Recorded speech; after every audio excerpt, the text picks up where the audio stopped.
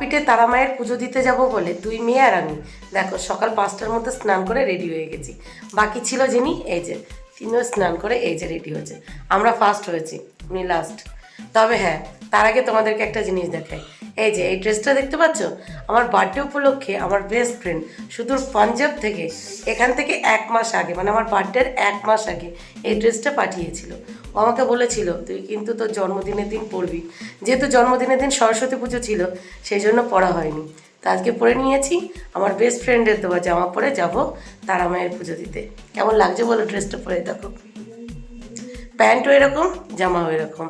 আর এই যে দেখো মাম্মাম, আর এই যে দুষ্টু ঠান্ডা ঠান্ডা জলে স্নান করে দুষ্টু তো পুরো কাইল হয়ে গেছে। আমি আর দুই মেয়ে 5টার মধ্যে রেডি হয়ে গেছি, আর এখন রাইট 5টা 20 বাজে। মিস্টার পতিদেব জাস্ট রেডি হচ্ছে, এখনও হয়নি। আর আমাদের সাথে যে ভাই এসেছে, ভাইরাও রেডি হয়ে গেছে। সবাই মিলে রেডি হয়ে এখন বেরিয়ে পড়বো, যাবো তারা মায়ের পুজো দিতে। কতটা কি শেয়ার করতে পারবো জানি না, তবে যতটুকু পারবো অবশ্যই শেয়ার করব। আর হ্যাঁ, এখানে পুজো দেওয়া কমপ্লিট হলে আমরা এখান থেকে বেরিয়ে পড়বো শান্তিনিকেতনের উদ্দেশ্যে, সেটাও শেয়ার করব। তো সারাদিন দেখতে থাকো আর আমার সঙ্গে থাকো। গুড মর্নিং দুষ্টু। তোমার সকাল সকাল স্নান হয়ে গেছে? কোথায় যাবে? তারা মায়ের পুজো করতে, পুজো দিতে যাবে? তাই তোমার এই জামাটা কে দিয়েছে? মিমি দিয়েছে? তাই, আচ্ছা। গুড মর্নিং মাম্মাম। তুমি কোথায় যাবে? পুজো দিতে। তো দেখো এই যে আমার দুই মেয়ে যে জামাটা পরে আছে, এই জামাটা দিয়েছে ওদের মামা আর মিমি, প্রসেনজিৎ ভাই আর দীপ্তি বোন। এই যে দুষ্টু সেটা পরে নিয়েছে, আর এই যে মামামা পরে নিয়েছে। আর প্রসেনজিৎ ভাই আর দীপ্তি বোন আমাকে দুটো ড্রেস গিফট করেছে। তো সেই দুটোর থেকে একটা নিয়ে এসেছিলাম পরবো বলে। তবে এটা কেন আগে পরেছি, কারণ এ আমাকে 1 মাস আগে থেকে গিফট পাঠানো শুরু করেছে। প্রচুর গিফট পাঠিয়েছে, মানে আমার ওই বেস্ট ফ্রেন্ড প্রচুর প্রচুর প্রচুর গিফট পাঠিয়েছে। এই বছর হয়তো ও শুরু করেছিল দেখে আমি এত গিফট পেয়েছি। ও আমার জন্য খুব লাকি। 1 মাস আগে থেকে গিফট পাঠানো শুরু করেছে, আর সারা মাস জুড়ে আমি প্রচুর গিফট পেয়েছি। আর ও আমাকে অনেক গিফট পাঠিয়েছে। আমি পরে বার্থডে গিফট যে এটা আমি অবশ্যই শেয়ার করব। এই ড্রেসটাও খুব পছন্দের আমার। আর প্রসেনজিৎ ভাইও আমাকে প্রচুর গিফট দিয়েছে। আর সাথে সাথে আমার ওই বেস্ট ফ্রেন্ড, নামটা অবশ্যই বলা উচিত, কাকুলি রয়। কাকুলি রয় ও ফেসবুক প্ল্যাটফর্মে কাজ টাজ করে না, আমার ছোটোবেলার বন্ধু, মানে বান্ধবী, বেস্ট ফ্রেন্ড। ও 1 মাস আগে থেকে আমার জন্য গিফট পাঠানো শুরু করেছে, পুরো 1 মাস জুড়ে আমাকে গিফট দিয়েছে। আর সব থেকে খারাপ লেগেছে ওর, মানে ও কষ্ট পেয়েছে এই কারণে যে ওর জন্মদিনের দিন ওর এই জামাটা আমি পরতে, মানে আমাকে পরতে বলেছিল। যেহেতু সরস্বতী পুজো করেছিলাম, মানে আমার জন্মদিনের দিনই তো সরস্বতী পুজো পড়েছিল, বাড়িতে সরস্বতী পুজো করেছিলাম, সেই জন্য আমি ড্রেসটা পরতে পারিনি। ও খুব কষ্ট পেয়েছে, সেই জন্য আজকে ওর ড্রেসটা পরেই তারা মায়ের কাছে পুজো দিতে যাচ্ছি। আর তারা আমাকে একটাই কথা বলবো, আমার সকল বন্ধুদের ভালো রাখো, আর পাশাপাশি আমার এই বন্ধুটাকে যেন স্পেশালি একটু বেশি ভালো রাখে। ভাই প্রসেনজিৎ, প্রসেনজিৎ গুড মর্নিং। ঠান্ডা লাগছে? দেখো সবাই সকাল সকাল স্নান করে ওইদিকে দেখো সবাই পুজো দিয়ে ফিরছেও। তো আমরা এই যে মন্দিরের উদ্দেশ্যে বেরিয়ে পড়েছি। খালি পায়ে হাঁটতে কষ্ট হচ্ছে, সব খালি পায়ে। আর ওই যে মাম্মাম সামনে, মা তারা সরণী। কালকে এই রাস্তাটা কত ভিড় ছিল না প্রসেনজিৎ রাত্রে? হ্যাঁ, এখন তো অনেকটাই ফাঁকা। এই যে এই রাস্তাটা ধরে হেঁটে যেতে হবে তারা মায়ের মন্দিরে। কালকে রাত্রে আমরা এসেছিলাম, এতটা ভিড় ছিল মন্দির অবধি আর যেতে পারিনি।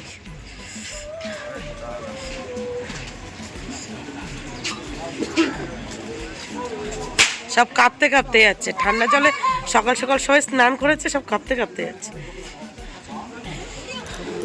এই যে তারা মায়ের পুজো দেওয়ার জন্য ভোগের দোকানে দাঁড়িয়ে পড়লাম, ভোগ নিচ্ছে। আর এখানে নাম গোত্র লিখে দিচ্ছে।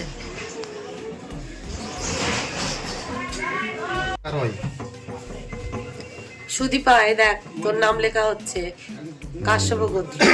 আর ওর মেয়ের নাম আছে বিদ্যাংশী রয়। বিদ্যাংশী রয়।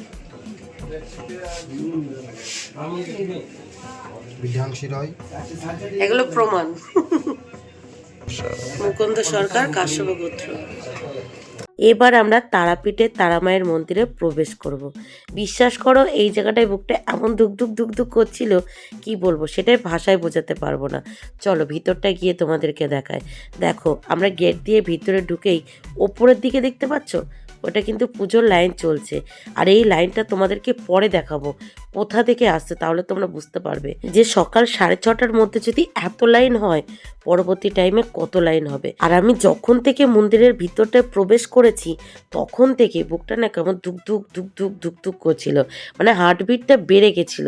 কি কথা বলবো বুঝে উঠতে পারছিলাম না, সেই জন্য ভিডিওর সাউন্ডটা দিইনি। এই যে পরে ভয়েস ওভার দিচ্ছি, মানে আমি আমার ভাষা হারিয়ে ফেলেছিলাম। আমরা কিন্তু একদম তারামায়ের মন্দিরের সামনেটাই দাঁড়িয়ে আছি। অনেকগুলো দিন বলা ভুল হবে, অনেকগুলো বছর অপেক্ষা করার পর যখন তোমার স্বপ্ন পূরণ হবে, সেই স্বপ্ন পূরণের যে আনন্দ সেটা না ভাষায় বোঝানো যায় না। ঠিক তেমনই আমার স্বপ্ন ছিল এই তারাপীঠে এসে পুজো দেওয়া, আর সেটা একমাত্র সম্ভব হয়েছে আমার এই প্রসেনজিৎ ভাইয়ের জন্য। ওর কাছে আমি সত্যি চিরকৃতজ্ঞ হয়ে থাকবো আমার এই অপূর্ণ স্বপ্ন পূরণ করার জন্য। তো যাই হোক, দেখো এখন পান্ডার সাথে কথা বলা হচ্ছে, আমরা এখন পুজোর লাইনে দাঁড়াবো। আমরা না ভিআইপি রোডে পুজো দেবো। এই যে দেখো আমরা লাইনে দাঁড়িয়ে পড়েছি, আর যে টিকিটটা আমরা কেটেছি তার দাম কত নিয়েছে দেখো, এই যে 500 টাকা। এই যে তোমরা 500 টাকা দিয়ে টিকিট কেটে নিলে তোমাদের যে লাইনে দাঁড়াতে হবে না এমনটা কিন্তু না, আমাদেরকেও কিন্তু লাইনে দাঁড়াতে হয়েছিল ওই আধ ঘন্টা থেকে 40 মিনিটের মতো। কিন্তু তোমরা যদি লাইনে দাঁড়িয়ে, মানে এই ভিআইপি রোড ছাড়া লাইনে দাঁড়িয়ে পুজো দাও, সেক্ষেত্রে তোমাদের 3 থেকে 4 ঘন্টা লাইনে দাঁড়াতে হবে। আর তোমরা তো জানো মামা মতক্ষণ লাইনে দাঁড়াবে না, সেই জন্যই মেনলি আমাদের ভিআইপি টিকিটটা কাটা।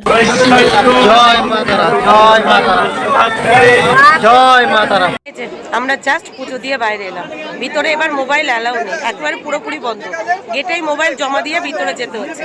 দেখো মায়ের মন্দির, চলো সামনে থেকে তোমাদেরকে দেখাই। ওই যে মায়ের মন্দিরের গেট দেখো।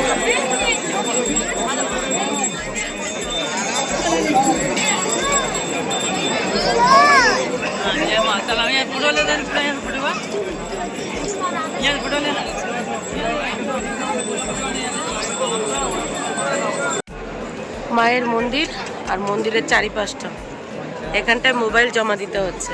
মোবাইল জমা দিয়ে তারপর লাইন দিয়ে যেতে হচ্ছে। এই যে মোবাইল জমা, তারপর এই লাইন ঘুরে যেতে হচ্ছে। এটা হলো ভিআইপি লাইন, তাতেই দেখো কত ভিড়, তাহলে নর্মাল লাইনে কত ভিড় হবে। তবে আমাদের সকাল 7:20-র মধ্যে পুজো কমপ্লিট। দেখো এটা ভিআইপি লাইন, ভিআইপি লাইনেই এত ভিড়। এটাই শান্তি লাগে না যদি মায়ের দর্শনটা ভালোভাবে হয়ে যায়। খুব ভালোভাবে মায়ের দর্শন হয়েছে আর খুব ভালোভাবেই পুজো দিতে পেরেছি। রাইট সকাল 7:20-র মধ্যে আমাদের পুজো কমপ্লিট। খুব শান্তি লাগছে, মনে শান্তি লাগছে, মনের কথাগুলো মাকে জানাতে পেরেছি, শান্তি লাগছে। আর হ্যাঁ, তোমাদের কথাও কিন্তু আমি মায়ের কাছে জানিয়েছি। এখন এখানে দাঁড়িয়েও মায়ের কাছে তোমাদের কথা জানাচ্ছি। তোমরা সবাই খুব ভালো দেখো। যারা অনেক দূরে আছো, তারাপীঠে এসে তারা মায়ের কাছে মনের কথা জানাতে পারছো না, তারা অবশ্যই দূর থেকে মনের কথা মাকে জানাও, মা ঠিক মনের আশা পূরণ করবে। এইবার চলো ভালোভাবে চারি সাইডটা দেখিয়ে দিলাম, বেরিয়ে শান্তি লাগছে, মনে শান্তি, মানসিক শান্তি।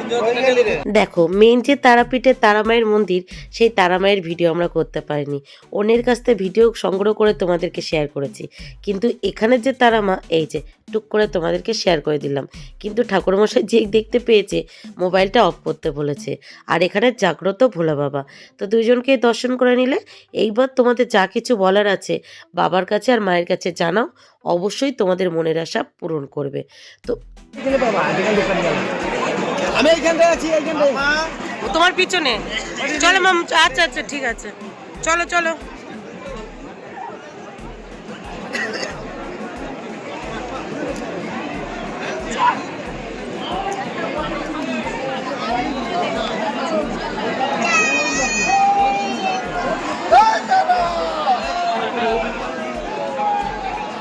মন্দির, মায়ের মন্দিরের সামনে আরেকটা মায়ের মন্দির, তারপরে এই একটা মন্দির। আর এখানে এসে ধূপ জ্বালাতে হবে। এই যে আমরা ধূপ নিয়েছি। কত লাইন দেখো, কত লাইন, ওই যে ওখান থেকে লাইন। Thank you.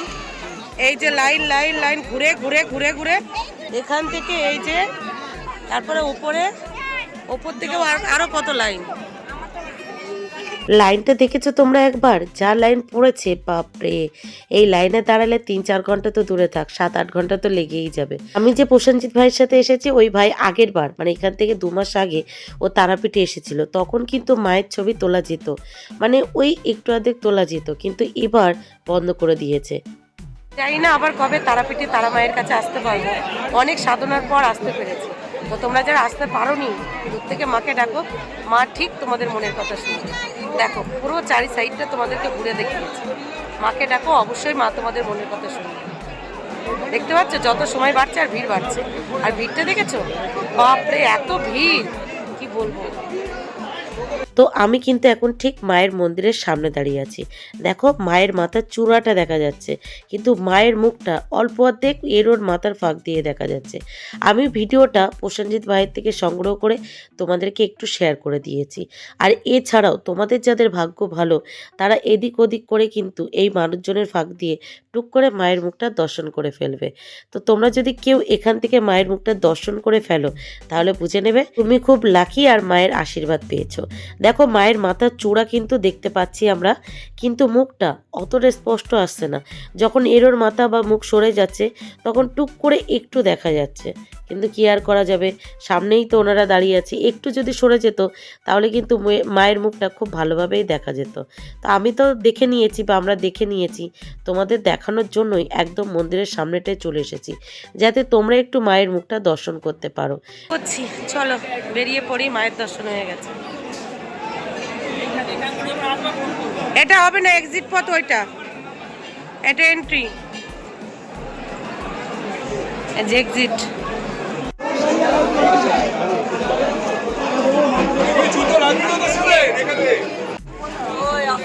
এই যে কত বড় বাঘ বসে আছে, তো এই একটা সাবধানে ভাই, এই যে একটা বাঘ।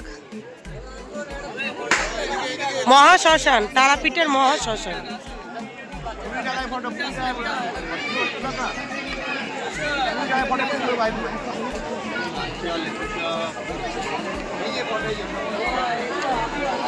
কামড়ে দেবে কিন্তু, কামড়ে দেবে, কামড়ে দেবে, কামড়ে দেবে। প্রসেনজিৎ দাঁড়িয়ে যাও, আমি একটা ছবি তুলে দিই, দাঁড়া। আরে বাপরে, পাস একটু সাইডে, আমি টুক করে দাঁড়িয়ে। মহাশ্মশানের পাশ দিয়ে এই গলি দিয়ে এসে দেখো এখানেও আর একটা মন্দির আছে। তারা মা থেকে আরম্ভ করে পার্বতী সব ঠাকুর আছে।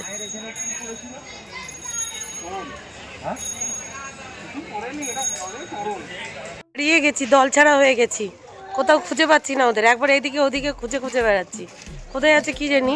ফোন করছি, কেউ ফোনও তুলছে না, সবার ফোন তো সাইলেন্স করা। কেমন লাগে বলো? দেখো চারিদিকে মায়ের দর্শনের অনেক জায়গা, আর খালি পায়ে আছি তো, দেখো রাস্তাটা পায়ে লাগছে, প্রচণ্ড প্রচণ্ড পায়ে লাগছে। আমাকে ছেড়ে কোথায় চলে গেছে, আর ভোর ভোর ঠান্ডা জলে স্নান করেছি, গলা পুরো বসে গেছে। এই যে দেখো আমাদের বাবার,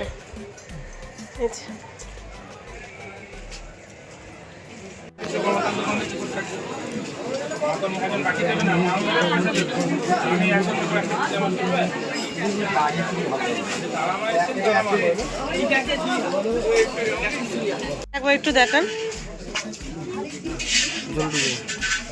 এরকমও হয়, যেগুলো অরিজিনাল সেগুলোই ঘুরবে, তাই তো? জানা থাকলো, এবার অটোমেটিক ঘুরছে। বাহ, ভালো তো। কত? 250 টাকা। রুদ্রাক্ষ চেনার সহজ উপায় দেখো, রুদ্রাক্ষটা এরকম ঘুরবে, যে কোনো টাকার মধ্যে নিলেই কি ঘুরবে? আর জলে দিলেও কি হবে? ডুবে গেছে। জলে দিলে ডুবে যাবে, তাই তো? আচ্ছা, ডুপ্লিকেট হলে ভেসে উঠবে। ডুপ্লিকেট হলে রুদ্রাক্ষটা জলে ডুববে না অবশ্যই, কিন্তু এর নিয়ম আছে। এজনের বিশ্বাস হয়নি দেখে যাচাই করতে চাচ্ছি। শোধন করে পড়তে হবে। শোধন মানে পুরোহিতের কাছে নিয়ে যেতে হবে। দুধ, গঙ্গা জল, ঘি, মধু, বেলপাতা দিয়ে। দুধ, গঙ্গার জল, ঘি, মধু আর বেলপাতা। মধু, মধু,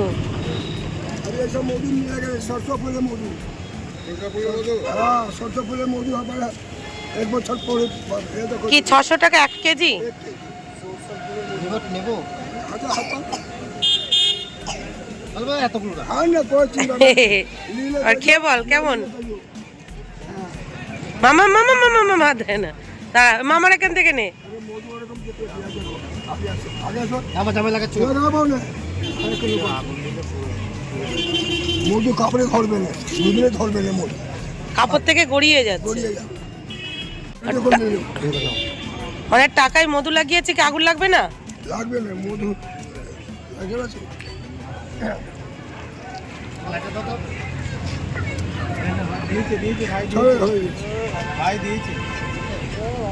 ভিডিও করে নিল। বাহ, সত্যি তো। চিনি শিরা হলে টাকা চলে যাবে, মধু হলে টাকা জ্বলবে না। আচ্ছা, চিনির শিরা হলে টাকা চলে যাবে, তাই তো?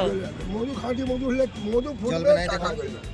তারাপীঠে এসে তারা মায়ের পুজো খুব ভালোভাবে দিয়েছি। পুজো দিয়ে রুমে ফিরে এই যে একটু ফ্রেশ হয়ে নিয়েছি, এবার হালকা কিছু ব্রেকফাস্ট করব, তারপরে আমরা বেরিয়ে পড়বো শান্তিনিকেতনের উদ্দেশ্যে, সেটাও তোমাদেরকে শেয়ার করব।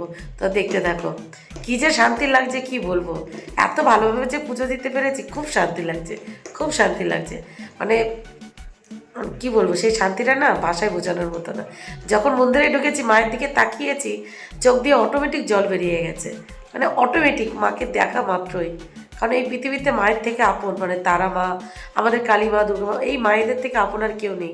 সবাই তো স্বার্থের জন্য, স্বার্থপ্রবে সবাই চলে যাবে। সে যত কাছের আপনজনই হোক না কেন, স্বার্থ মিটে যাবে, ব্যস্ত দূরে চলে যাবে। কিছু কিছু ব্যতিক্রম থাকে, কিন্তু ম্যাক্সিমাম রক্তের সম্পর্কই ধোকা দিয়ে দেয়। আর কি আর করা যাবে।